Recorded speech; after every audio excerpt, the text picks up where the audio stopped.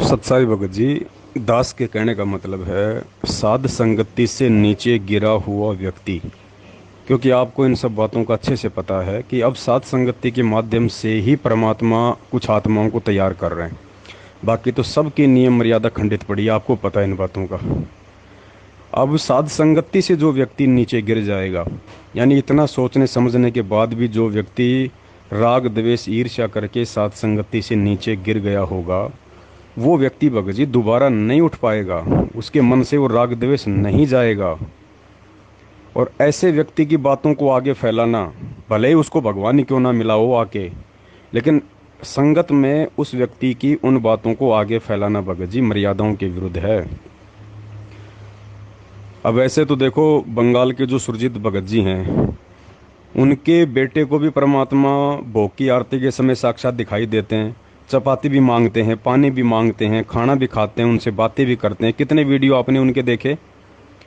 और उसी सुरजीत भगत जी को फिर काल ने ठग लिया, जिसके घर में परमात्मा खुद प्रकट होते थे, साक्षात होते हैं प्रकट, जिसका भोग स्वीकार करते हैं परमात्मा, बातें करते हैं उनसे।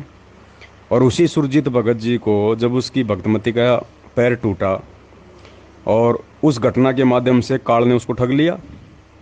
बताओ, उन्होंने जरा भी विचार नहीं किया कि 10-12 हज़ार रुपये से ज़्यादा आपके पास में दो चार भगत भाइयों ने पैसे नहीं भेजे। कोई 2 हज़ार भेज रहा है, कोई 4 हज़ार भेज रहा है, तो कोई घर पे आके कोई चावल दे रहा है, कोई राशन डाल के जा रहा है। उस व्यक्ति ने इतना दिमाग नहीं लगाया कि एक तरफ तो 3-4 भगत भाई बहन मिलके इतने दिनों में तुझे 10-12 हज़ार रुपये का सहयोग कर रहे हैं, और एक तरफ तेरे पास में एक बहन अकेली 2 लाख रुपए भेज रही है और हर महीने 10-10 हज़ार रुपये देने की और बात कर रही है। तो उनको विचार करना चाहिए था कि इतनी आसानी से माया क्यों आ रही है, इतनी आसानी से पैसा क्यों आ रहा है। अब यही तो है भगत जी, ज्ञान को इसी समय तो आधार बनाना होता है। अब काल ने उस माध्यम से, अब वो परीक्षा थी परमात्मा की तरफ से। कई खेल होते हैं परमात्मा के, लेकिन आत्मा धोखा खा जाती है। तो बताओ, भगवान तो उनके घर में भी प्रकट होता है, वहाँ भी उनके बच्चे से भी आके बात करता है, चपाती भी मांगता है, सब कुछ करता है, मोबाइल पे काम करते हुए भी अपने आप को दिखाता है भगवान है। तो उस परिवार को फिर क्यों ठग लिया फिर काल ने। तो भगत जी, बांदा वाले अशोक भगत जी हैं, वो परमात्मा की मर्यादाओं से दूर हैं। और भगत जी, साध संगति से नीचे गिरा हुआ व्यक्ति चाहे कितना ही बेड लगा ले, कितनी परमात्मा के लिए मोबाइल और घड़ी ला के रख दे, कितना ही दिखावा करे, कितना ही कुछ भी करे, भले ही वो ठीक है, जो भी है समर्पित है, हमें कोई लेना देना नहीं, लेकिन साध संगति से जो व्यक्ति नीचे गिर गया, हमने उसके ऊपर विश्वास नहीं करना है। वो अपनी भक्ति करेगा, अपने लिए करेगा, भगवान उसके पास में आ रहा है, उसके बच्चों के पास में आ रहा है, क्यों आ रहा है क्यों नहीं आ रहा, फिर हमें इन सब बातों से कोई लेना देना नहीं है भगत जी। हमने फिर अपने हिसाब से चलना है, जो परमात्मा ने निर्देशित किया हुआ है ज्ञान आधार से, साध संगति के माध्यम से। तो भगत जी, ऐसे व्यक्तियों के मैसेज को संगत में वायरल नहीं करना चाहिए। दूसरा, अगर वो कह रहा है कि मुझे परमात्मा, भाई मेरे बच्चों को परमात्मा दिखाई दिए, तो दे सकता है परमात्मा दिखाई, कौन सी बड़ी बात है भगत जी। ये तो भगवान है कि तो कुछ भी कर सकता है, ये तो नो डाउट परमात्मा कुछ भी कर सकता है। लेकिन भगत जी, काल तो उन चीज़ों का जो है वो गलत फायदा उठाएगा ना।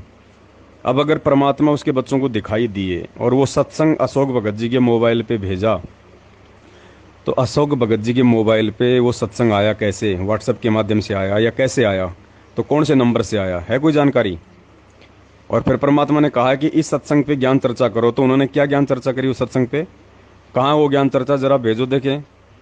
भाई बाकी संगत को भी तो पता चले कि परमात्मा ने उस सत्संग में ऐसा क्या विशेष ज्ञान छुपा रखा है। तो क्यों नहीं भेजा वो सत्संग, क्यों नहीं हुई उस पर ज्ञान चर्चा। तो ये सब बातें भगत जी संगत को विचलित करने वाली होती हैं। इन बातों पे थोड़ा सा ध्यान दो, ज्ञान को आधार बनाओ, हर किसी के मैसेज को यूं मत फेंको संगत में, दोषी बनोगे परमात्मा के। ये बहुत सूक्ष्म चाल होती है ये काल की, और परमात्मा इस चाल के माध्यम से भक्तों की परीक्षा लेता है। अब ये मत देखो कि उसके घर पे बेड लग गया, उसके घर पे गुरुजी आ रहे हैं, उसके घर पे परमात्मा के लिए ये सुविधा हो गई, तो परमात्मा भगत जी कोई लोभी लालची नहीं है कि जो परमात्मा के लिए बेड लगा देगा, घड़ी ले आएगा, मोबाइल ले आएगा, तो परमात्मा उसका मतलब की गुलाम बन जाएगा, या परमात्मा मतलब फिर जो है मजबूर हो जाएगा उसके घर पे आने के लिए। ज्ञान आधार अलग चीज़ है और ये देखा देखी अलग चीज़ है। आज भी जितने भी सत्सेवक हैं, केवल 10% होंगे जिन्होंने ज्ञान आधार से ज्ञान को समझ के अपने घर पे बेड लगाया है। 90% तो आज भी देखा देखी में लगे हुए हैं, देखा देखी में। तो हर एक के पीछे मत दौड़ो यूं। अगर परमात्मा ऐसा कोई चमत्कार करता तो उसका कोई सबूत भी छोड़ता है भाई। अभी मैं आपको एक ऑडियो भेजूंगा, एक बहन है, उसकी माँ का एक्सीडेंट हो गया था, आँख के ऊपर चोट लगी, घाव बन गए बहुत ज़्यादा, उसने ट्रीटमेंट करवा रखा था, घाव उसका भर नहीं रहा था, जबकि उसने नाम भी नहीं ले रखा, संकल्प भी नहीं ले रखा। उसकी बेटी भक्ति करती है, सात संगति से जुड़ी हुई है, परमात्मा को जब भोग लगता है तो उसकी माँ भोग की आरती में शामिल होती है। तो रात को वो चिल्लाने लगी। अब चिल्लाने क्यों लगी उसको समझ में नहीं आया उस समय। सुबह वो जब उठी तो उसने देखा कि शीशे में कि भाई मेरा घाव वगैरह कुछ ज़्यादा तो नहीं है। अब चेक किया तो वहाँ पे टाके लगे हुए थे, बताओ, वहाँ पे टाके लगे हुए थे। बाद में उनको मालूम हुआ कि रात को जो चिल्लाट हुई थी, जो जो दर्द हुआ था, वो दर्द केवल इस बात का था कि परमात्मा उसका ऑपरेशन कर रहे थे। और सुबह उठी तो टाके लगे हुए थे, घाव का नामो निशान भी नहीं, और बारीक बारीक टाके लगे हुए हैं। अब ये प्रत्यक्ष प्रमाण है। ये अगर परमात्मा आएगा कुछ करेगा तो परमात्मा अपना कोई प्रमाण भी छोड़ के जाता है, वो अवाई नहीं करता परमात्मा खाली। तो भाई इन बातों पे थोड़ा ध्यान दो। सुनो ये ऑडियो उस बहन की और उसकी माँ की फोटो मैं आपको भेज रहा हूँ। अब सत आप लोग सत्सेवक हो, सात संगति से जुड़े हुए हो, अब हर किसी के मैसेज को आंख बंद करके गांधारी बन के आगे मत भेजा करो। थोड़ा बहुत अपना भी दिमाग उस पर लगाया करो, नहीं तो परमात्मा के दोषी बनोगे और ये परीक्षा फिर आपकी भी तो हो रही है। ऐसे मैसेजों को आप आगे भेज देते हो, फॉरवर्ड कर देते हो, जिनका कोई आधार नहीं है, तो दोषी कौन बनेगा फिर। ऐसे हर किसी की बात पे थोड़ी हमने यकीन करना है, मूर्ख थोड़ी बनना है। ज्ञान आधार की भक्ति है, पिछली पीढ़ी का समय है ये। भावनाओं में मत, वो देखा देखी में नहीं बहना है। कोई भी कह देगा मेरे घर पे गुरुजी आए थे, गुरुजी ने ये कह दिया, गुरुजी ने वो कह दिया। अब 1 घंटे पहले तुम्हारा सतलोक जाने का नंबर आ गया, और 1 घंटे पहले कार्ड आके तुम्हें किसी के माध्यम से भ्रमित कर देगा, तो फिर क्या करोगे तुम। अपना भी दिमाग इस्तेमाल करो, भावनाओं मत, वो रह जाओगे नहीं यहाँ पे, बाद में फिर 84 लाख योनियों में जाना पड़ेगा। ये थोड़ा सा समय है, जब तक परमात्मा धरती पे है तब तक ये मोक्ष का समय है। और इस समय को ज्ञान आधार से सोच सोच के एक एक कदम फूंक फूंक के आगे धरो। ये मत देखो कि भाई उसकी व्हाट्सएप पे सात संगति का लोगो लगा हुआ है, उसके फेसबुक पे सात संगति का लोगो लगा हुआ है, तो वो सत्सेवक ही होगा, वो भगत ही होगा। नहीं, सात संगति में भी कई ग्रुप चल रहे हैं अपने अपने हिसाब से, लोग भक्तों को जोड़ के, और सात संगत के नाम पे लोग जो है आपस में मिलते हैं, बातें करते हैं, लेकिन उनके अपने अपने नियम हैं। सात संगति के नियम को फॉलो कोई नहीं कर रहा, बस देखा देखी चल रही है। तो भाई धोखा खा जाओगे। दास का कहना तो मतलब इतना है, बाकी आप जानो, आपका अशोक भगत जी जाने, आपका कोई और भगत जी जाने, लेकिन दोषी बन जाओगे परमात्मा के। सत साहिब। बंदी छोड़ सतगुरु रामपाल जी भगवान जी की जय हो जय। बंदी छोड़ की लोट को नहीं और की। सत साहिब साहिबी भाई बहनों को, दासी की मम्मी का एक्सीडेंट हो गया था होली वाले दिन। बहुत ज़्यादा घाव हो गया था सर में। मम्मी पहले दिन दवाई ले आई थी, दूसरे दिन भी दवाई लाई, फिर तीसरे दिन परमात्मा ने ऐसा चमत्कार किया कि जहाँ मेरी मम्मी का घाव था उस जगह पर आकर परमात्मा ने रात में 2 बजे आकर वो सिल दिया पूरा घाव। और सुबह हम लोग को नहीं समझ में आया, मम्मी रात में चिल्लाई तो थी पर नहीं समझ में आया। फिर उसके बाद नहीं ध्यान दिया।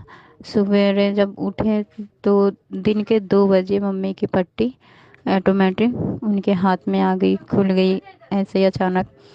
तो मम्मी अपने शीशे में चेहरा देखने लगी कि देखे कितना क्या घाव है। उन्होंने देखा तो पूरा घाव मतलब ऐसे बना था और लंबी लंबी ऐसी खराच सी थी, रकील। फिर देखा कि ये तो मेरे टाँके लगा दिए क्या परमात्मा ने रात में। फिर मम्मी ने हमें दासी को दिखाया, दासी ने भी देखा, ने कहा मम्मी हाँ ये तो टाँके ही लगे हैं और बहुत बारीकी लगे, एकदम महीन, जल्दी समझ में नहीं आता है पर हो गया, टाँके ही लगा कर चले गए परमात्मा। काफ़ी लोगों ने देखा यहाँ पर, बहुत से लोगों ने, परमात्मा ने ये चमत्कार किया। और जबकि दासी की मम्मी ने अभी तक ना तो परमात्मा से नाम लिया है और ना ही संकल्प दीक्षा ली है, केवल मर्यादा में रहकर भोग की आरती में ही शामिल हो जाती हैं और ना, पर उनकी मर्यादा पूर्ण है। सत साहिब जय हो बंदी छोड़ की।